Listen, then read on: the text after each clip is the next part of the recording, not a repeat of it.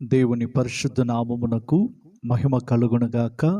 ప్రభు అయిన యేసుక్రీస్తు వారి నామములో వందనములను తెలియజేస్తూ ఉన్నాను.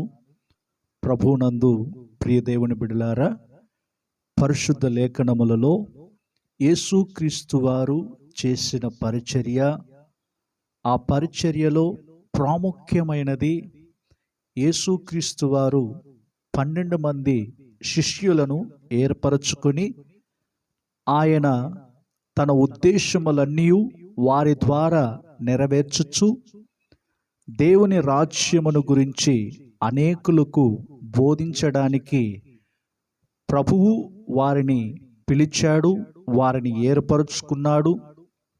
వారి ద్వారా దేవుని రాజ్యము యొక్క మర్మములన్నీ కూడా బయలుపరచబడుతూ వచ్చాయి.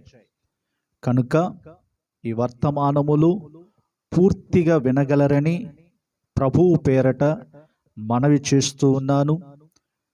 మీరు ఈ వర్తమానములు విని ఆశీర్వదించబడాలని ప్రభువు సన్నిధిలో మీ కొరకు ప్రార్థన చేస్తూ ఉన్నాము. కనుక ఈ పరిచర్యలో దేవుని ఆశీర్వాదములు మనమందరము కూడా పొందుకోవాలని ప్రభువు పేరట నేను మీకు వందనములను తెలియజేస్తూ ఉన్నాను. నా ప్రియ దేవుని బిడ్డలారా, పరిశుద్ధ లేఖనములలో యోహాను సువార్త 1వ అధ్యాయము 42వ వచనమందు యేసు నద్దకు అతని తోడుకుని వచ్చెను. మెస్సియా అను మాటకు అభిషిక్తుడని అర్థము. యేసు అతని వైపు చూచి, నీవు యోహాను కుమారుడవైన సీమోనువు, నీవు కేఫా అనబడుదు అని చెప్పెను. కేఫా అను మాటకు రాయి అని అర్థము. అలాగే మత్తయి సువార్త 16వ అధ్యాయము 18వ వచనమందు, మత్తయి సువార్త 16వ అధ్యాయము 18వ వచనమందు, మరియు నీవు పేతురువు, ఈ బండ మీద నా సంఘమును కట్టుదును, పాతాళలోక ద్వారములు దాని ఎదుట నిలువ నేరవని నేను నీతో చెప్పుచున్నానని వాక్య భాగములలో మనము చదవగా విన్నాం. నా ప్రియ దేవుని బిడ్డలారా, గడిచిన దినములలో యేసుక్రీస్తు యొక్క 12 మంది శిష్యులలో మొదటి శిష్యుడైన పేతురును గురించి మనము ధ్యానించుచూ ఉన్నాం. పేతురుకు 3 పేరులు కలవు. ఒకటి సీమోననియు, రెండవది పేతురు అనియు, మూడవది కేఫా అనియు చెప్పబడుతూ ఉన్నది. సీమోను అను పేరుకు అర్థము దానిలో ఉన్న ఆత్మీయ విషయములను గమనించాం. సీమోను అనగా చెవియొగ్గి దేవుని మాటలను ఆలకించేవాడు, లేకుంటే దేవుని స్వరమునకు చెవియొగ్గే ఒక వ్యక్తిగా ఉన్నాడు. మరి సీమోను పేతురు యొక్క జీవితములో దేవుని స్వరమునకు చెవియొగ్గి నడిచిన వ్యక్తిలాగే ప్రతి క్రైస్తవులమైన మనలో కూడా దేవుని స్వరమునకు చెవియొగ్గి మనము ఆలకించి ఆయన చేత మనము నడిపించబడుతూ ఉన్నప్పుడు మనలో అనేక అద్భుత కార్యములను దేవుడు చేయగలడు. కనుకనే ఈ కడవరి దినములలో దేవుని స్వరమునకు చెవియొగ్గే వ్యక్తులంగా మనం మారాలి. మారు మనసు పొందాము, రక్షింపబడ్డాము, నీటి బాప్తిస్మమునకు లోబడుతూ ఉన్నాము. కానీ దేవుని యొక్క స్వరమునకు చెవియొగ్గి ఆయన మాటలను ఆలకించి ఆ మాటలకు విధేయత చూపుతూ ఈ మార్గములో మనము నడుచుచూ ఉన్నట్లయితే మనము ఆశీర్వదించబడతాము, మన కుటుంబాలు కూడా ఆశీర్వదించబడుతూ ఉంటాయి. నా ప్రియ దేవుని బిడ్డలారా, దేవుని స్వరమునకు చెవియొగ్గినటువంటి భక్తుల జీవితాలన్నీ కూడా ఆశీర్వాదకరంగా మారాయి.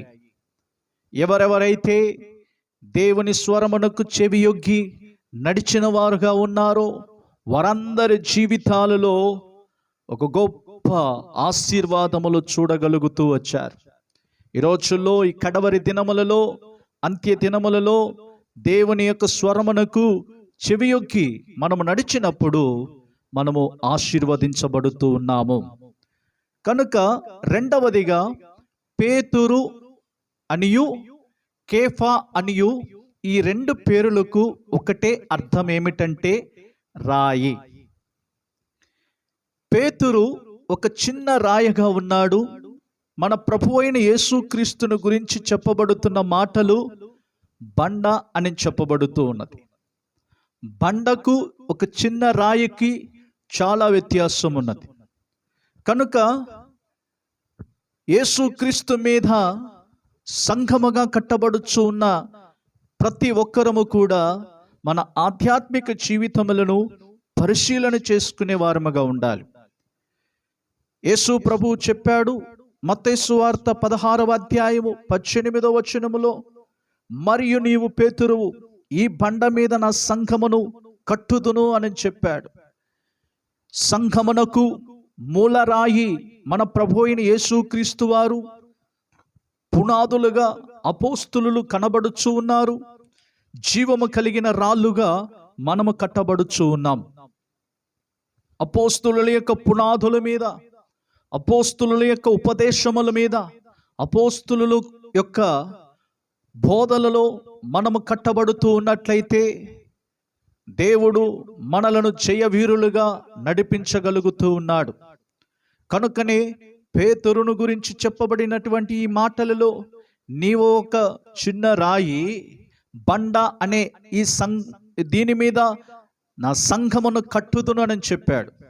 కనుక మనమే దేవుని ఆలయము గనుక, దేవుని సంఘముగా పిలువబడుతున్న ప్రతి ఒక్కరి జీవితాలలో ఈ వర్తమానముల ద్వారా మనము వింటున్నటువంటి ఆత్మీయ విషయములనేవి ప్రతి ఒక్కరి జీవితాలలో బహుగా ఫలించాలని ఈ మాటలనేవి నేను మీకు తెలియజేస్తూ ఉన్నాను. కనుక సంఘముగా కట్టబడుతున్నటువంటి వీరి ఎదుట పాతాళలోక ద్వారములనేవి నిలువ నేరవని నేను నీతో నిశ్చయముగా చెప్పుచున్నానని చెప్పి యేసుక్రీస్తు వారు ఇక్కడ తెలియజేయుచు ఉన్నాడు. కనుక పేతురు, కేఫా ఈ రెండు పేరులకు ఒకటే అర్థము చూపిస్తూ ఉన్నది, ఒక చిన్న రాయి అని చెప్పబడుతూ ఉన్నది. తదుపరి పేతురు పిలువబడినటువంటి కార్యములను గురించి కొన్ని విషయములను క్లుప్తముగా నేను మీ ముందు ఉంచుతాను. లోకములో అనేకులు పిలువబడుచు ఉన్నారు, కానీ ఏర్పరచబడిన వారు కొద్దిమంది అని చెప్పి వాక్యములో మనం చదువుతూ ఉన్నాం. లోకములో దేవుని చేత పిలువబడిన అనేకులు ఉన్నప్పటికీ దేవుని యొక్క ఆత్మ నడిపింపులో నడిచేవారు కొద్ది మందిగానే కనబడుచు ఉన్నారు. యేసు ప్రభువారు శిష్యులను ఏ విధముగా పిలిచాడు, ఎందు నిమిత్తముగా పిలిచాడు, వారు పిలువబడక మునుపు ఏ వృత్తిలో ఉన్నారో దేవుని వాక్యం అనేది మనకు బోధించుచు ఉన్నది.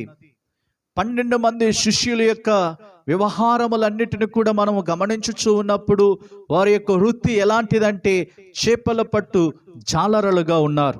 కనుకనే మత్తయి సువార్త 4వ అధ్యాయము 19వ వచనములో ఆయన, నా వెంబడి రండి, నేను మిమ్మలను మనుష్యులను పట్టు జాలరులనుగా చేతునని వారితో చెప్పెను. వెంటనే వారు తమ వలలను విడిచిపెట్టి ఆయనను వెంబడించిరి. మార్కు సువార్త 1వ అధ్యాయము 17వ వచనమందు కూడా యేసు, నా వెంబడి రండి, నేను మిమ్ములను మనుష్యులను పట్టు జాలరులనుగా చేసేదను అంటున్నాడు.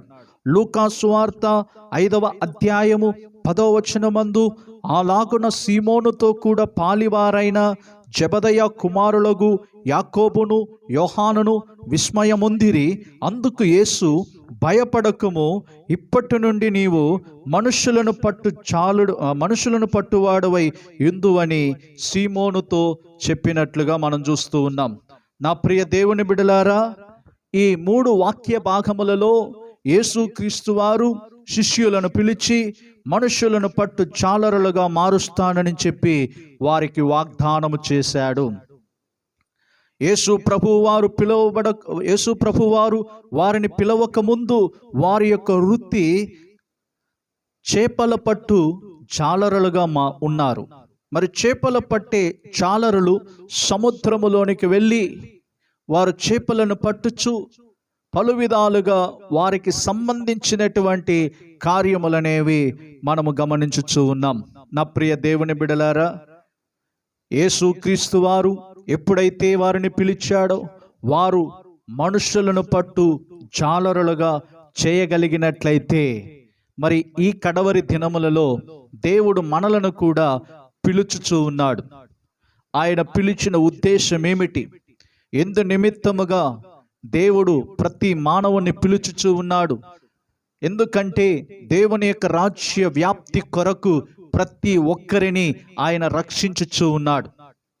ప్రతి ఒక్కరము కూడా పరలోక రాజ్యములోనికి మనం ప్రవేశించడానికి దేవుడు మనలను పిలుచుచూ ఉన్నాడు. పిలువబడిన వారు అనేకులుగా ఉన్నప్పటికీ ఏర్పరచబడిన వారు కొద్ది మంది అని చెప్పి వాక్యములో మనం చదువుతున్నట్లుగానే, నా ప్రియ దేవుని బిడలారా, దేవుని రాజ్య సువార్త కొరకు మనము ఏ విధముగా పిలువబడుచు ఉన్నామో ఒక్కసారి మనము ఆలోచించాలి. మనలను పిలిచినటువంటి పిలుపుకు తగినట్లుగా మనం నడుచుకుంటూ ఉన్నామా? మనలను ఏ ఉద్దేశముతో దేవుడు పిలిచాడు? తల్లి గర్భమందు రూపించక మునిపే నేను నిన్ను ఎరిగి తిని అని చెప్పి వాక్యములో మనం చదువుతూ ఉన్నాము కదా. మనమందరము కూడా దేవుని రాజ్య సువార్త వ్యాప్తి కొరకు దేవుడు మనలను లోకములో నుండి ప్రత్యేకపరచుచూ ఉన్నాడు. దేవుడు శిష్యులను పిలిచాడు. యేసు ప్రభువారు శిష్యులను పిలిచేటప్పుడు ఏమని చెప్పి పిలుస్తూ ఉన్నాడు?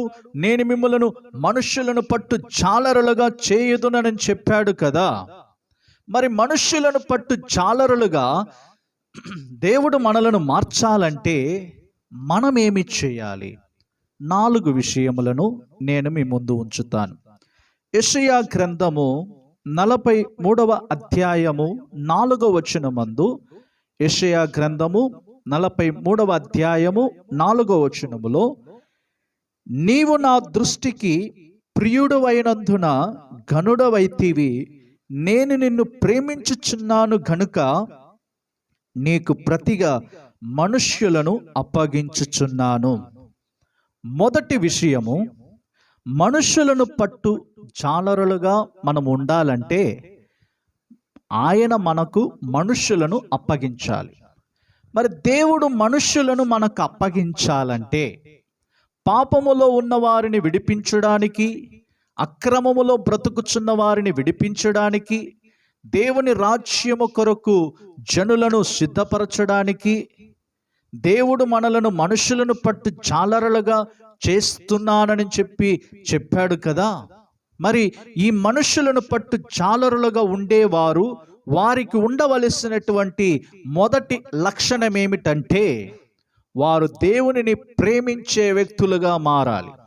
నేనైనను మీరైనను దేవునిని ప్రేమించే వారముగా ఉన్నట్లయితే, దేవునిని అధికముగా మనము ఆయనను ప్రేమించుచు ఉన్నట్లయితే మనకు మనుష్యులను అప్పగించగలడు.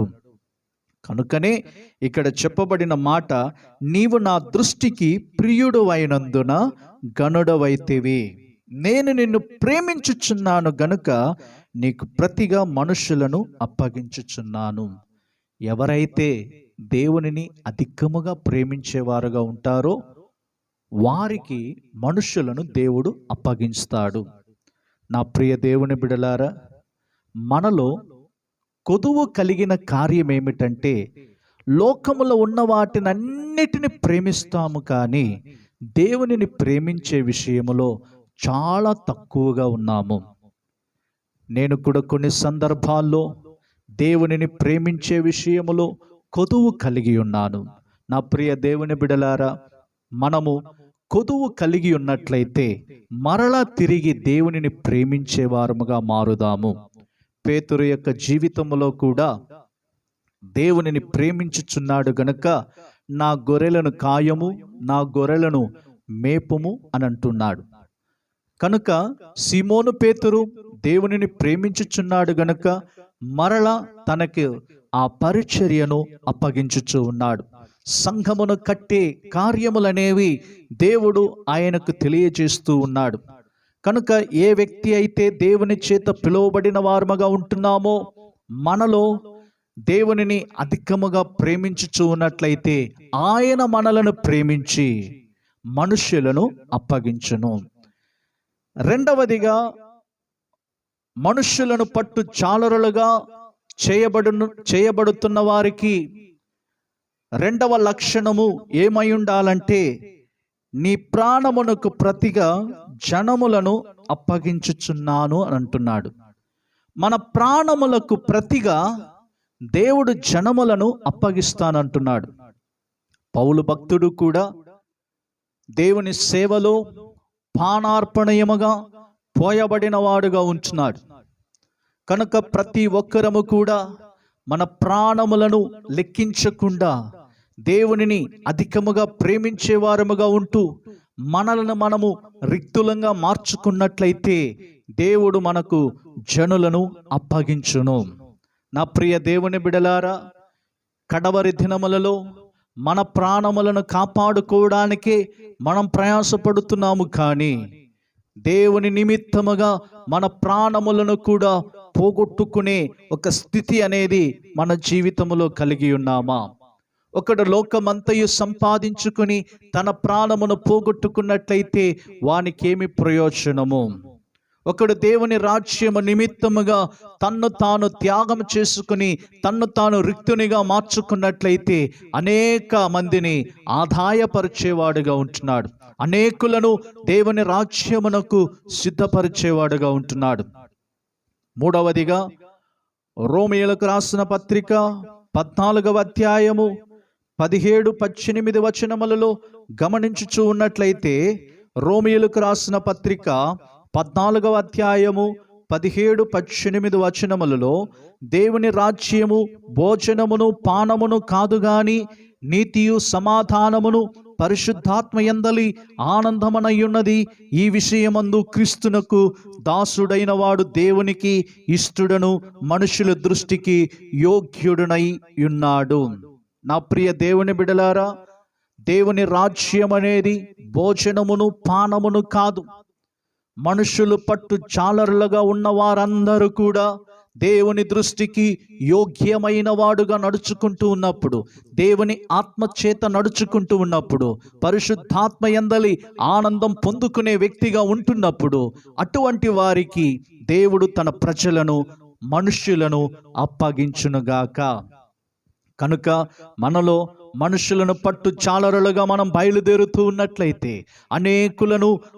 అనేక ఆత్మలను దేవుని రాజ్యమునకు ఆదాయపరచే విషయములో మనము ముందుకు బయలుదేరుతూ ఉన్నట్లయితే మనలో పరిశుద్ధాత్మ యొక్క నడిపింపు అనేది చాలా ప్రాముఖ్యమైనది.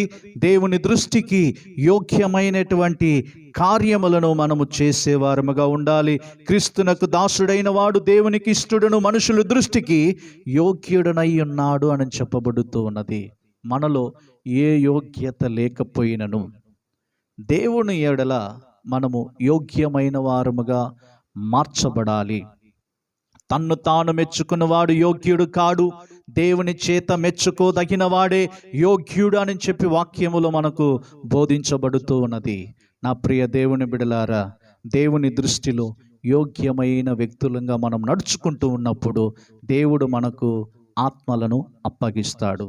నాలుగవదిగా గమనించినట్లయితే, మనుషులను పట్టు జాలరులకు ఉండవలసిన 4వ లక్షణం ఏమిటంటే పక్షపాతము లేనివారుగా ఉండాలి. అపోస్తులుల కార్యములు 10వ అధ్యాయము 34వ వచనమందు దేవుడు పక్షపాతి కాడని నిజముగా గ్రహించి ఉన్నాను. దేవుడు పక్షపాతి కాడు గనుక ఆయనను వెంబడించే ప్రజలు కూడా పక్షపాతం అనేది చూపించకూడదు. మనలో పక్షపాతం అనేది చూపించుచూ ఉన్నట్లయితే మనము యోగ్యమైనటువంటి జాలరులముగా ఉండలేము. కనుకనే అపోస్తులుడైన పేతురు యొక్క జీవితములో కూడా మనము గమనించుచూ ఉన్నాము. అతనికి బలహీనతలు ఉండవచ్చు, అదే సందర్భములో బలమైన ఒక అపోస్తులుడుగా మనము చూస్తూ ఉన్నాం. నా ప్రియ దేవుని బిడ్డలారా, అపోస్తులుడైన పేతురు యొక్క జీవిత చరిత్రలో మనము గమనించినట్లయితే ఎంతో అద్భుతముగా ఆయన పరిచర్య చేస్తూ వచ్చాడు. ఈ కడవరి దినములలో మనము కూడా దేవుని యొక్క సంఘమునకు ఉపయోగపడేవారముగాను, దేవుని రాజ్యమునకు అనేక మంది ఆత్మలను సంపాదించేవారముగాను, దేవుని యొక్క సువార్తను ప్రకటించేవారముగా ఉంటూ అనేకుల ఎడల దేవుని కార్యములను ఇతరులకు తెలియజేస్తూ బోధించుచు వాక్యానుసారముగా నడుచుకోవాలని చెప్పి మనం ఇతరులకు తెలియజేస్తూ ఉన్నట్లయితే నిశ్చయముగా మనము మనుష్యులను పట్టు జాలరులుగా ఆయన మనలందరినీ కూడా చేయునుగాక. ప్రేమ కలిగిన మా తండ్రి, మీకు స్తోత్రాలు చెల్లిస్తూ ఉన్నాము. ఆశీర్వదించబడిన ఈ సమయములో దేవా, అపోస్తులుడైన పేతురు యొక్క జీవితమును గురించి, అతని పేరులకున్న అర్థములను గురించి దేవా, మీరు ఏ విధముగా పిలిచారో ఆ పిలుపుకు లోబడి తన పరిచర్యను కొనసాగించినట్లుగానే మా జీవితములలో మీరు చేసినటువంటి దేవా గొప్ప అద్భుతముల కొరకు మీరు మమ్మలను పిలిచిన విధానములను బట్టి మీకు వందనాలు చెల్లిస్తూ ఉన్నాము. ఈ కడవరి దినములలో తండ్రి, మీ రాజ్య సువార్త కొరకు తండ్రి అనేకులను సంపాదించే వ్యక్తులంగా మమ్మలను మార్చండి. అలనాడు అపోస్తులందరూ కూడా భూమిని తలక్రిందులుగా చేసినట్లుగానే ఈనాడు దేవుని యొక్క సంఘముల కొరకు తండ్రి మమ్మలను ఏ విధముగా మీరు పిలిచారో, సంఘం అనేది ఏ విధముగా కట్టబడాలో, తండ్రి మనుషులను పట్టు జాలరులుగా ఏ విధంగా ఉండాలో తండ్రి, మేము మిమ్మలను మొదటిగా అధికముగా ప్రేమించేవారముగాను, మమ్మలను తండ్రి రిక్తులంగా చేసుకుని మీ సేవలో ప్రభువా పానార్పణయముగా పోయబడుటకు తండ్రి పరిశుద్ధాత్మ యొక్క నడిపింపులో ప్రభువా మేము ముందుకు కొనసాగుతూ పక్షపాతం లేకుండా అనేకులను ప్రభువా మీ యొద్దకు నడిపించే ఒక సాధనములుగా ప్రతి ఒక్కరిని వాడుకోమని ప్రార్థించుచు సమస్త స్తుతి ఘనత మహిమ ప్రభావములు మీరే పొందుకోమని యేసుక్రీస్తు వారి నామములో ప్రార్థించుచున్నాము తండ్రి. ఆమెన్. Praise the lord.